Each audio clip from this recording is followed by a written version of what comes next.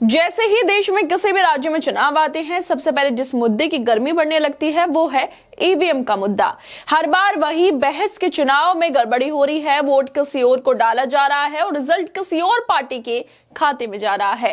बिहार विधानसभा चुनाव में एनडीए की जीत के साथ भी यही कहानी दोहराई गई और ईवीएम एक बार फिर लाइमलाइट में आ चुकी है। ईवीएम का मुद्दा सिर्फ भारत में ही नहीं बल्कि विदेशों तक में उठता रहा है। एलोन मस्क तक कह चुके हैं कि ईवीएम हैक हो सकती है, मगर भारत में चुनाव आयोग को लगता है विपक्ष तो बस बेवजह उन्हें परेशान करता रहता है। हर चुनाव में राजनीतिक दल चुनाव आयोग से कहते हैं जांच कर लो, प्रक्रिया की पारदर्शिता बढ़ाओ, लोगों के शक दूर करो, लेकिन चुनाव आयोग ज्ञानेश कुमार, उनका काम बस चुनाव की तारीखें बताना है।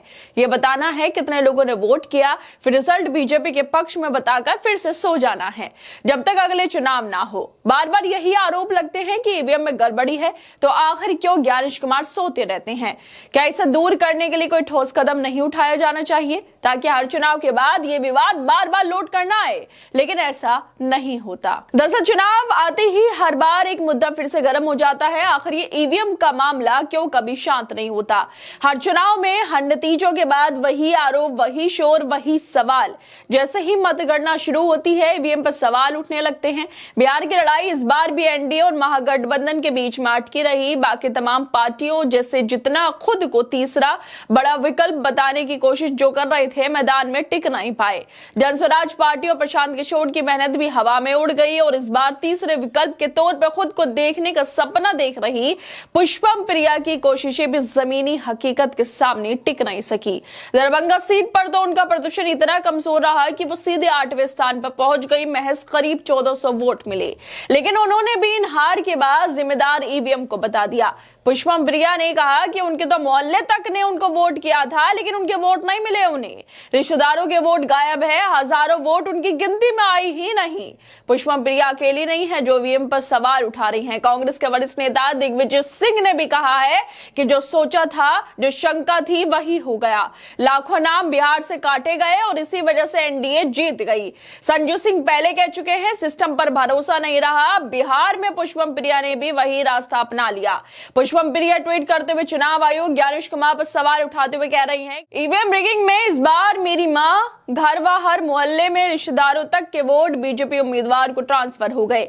हर बूथ पर सैकड़ों वोट मैनिपुलेशन का साफ प्रमाण। वोटर हथपर्व की वोट कहां गए? जहां सैकड़ों वोट मिले उन बूथों पर भी संख्या 0 से 2 से 5 से 7 तक रही। हर बूथ पर एक सा पैटर्न था। संख्या के रूप से भी असंभव है। शायद जिसे ईवीएम मैनिपुलेट करने का काम दिया गया, उसे बताया नहीं गया कि इस बार मैं अपने गृहनगर से चुनाव लड़ रही हूं, जहां मेरे गिने हुए हजारों वोट हैं। इस बार आप लोगों ने बड़ी चूक कर दी। साथ ही उन्होंने बीजेपी, नरेंद्र मोदी, अमित शाह को भी टैग कर दिया अपने ट्वीट में।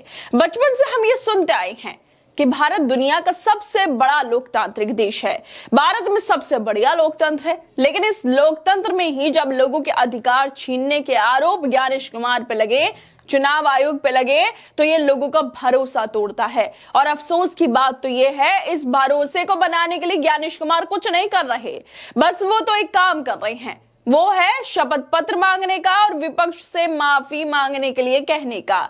ईवीएम का मुद्दा सिर्फ भारत का नहीं है। सोचिए, जब दुनिया का इतना बड़ा उद्योगपति एलन मस्क तक कह चुके हैं ईवीएम से चुनाव में वोटिंग नहीं होनी चाहिए क्योंकि ईवीएम कंप्यूटर प्रोग्रामिंग से जुड़ा हुआ होता है और उसे हैक करना आसान है, तो कैसे ईवीएम पर भरोसा किया जा सकता है? लेकिन ज्ञानेश कुमार को लगता है कि वो बहुत ही बेहतरीन चुनाव आयुक्त हैं और ईवीएम में गड़बड़ी हो ही नहीं सकती। बिहार में जो नतीजे सामने आए हैं वो लगातार सवाल खड़े कर रहे हैं, लेकिन जवाब किसी के पास नहीं।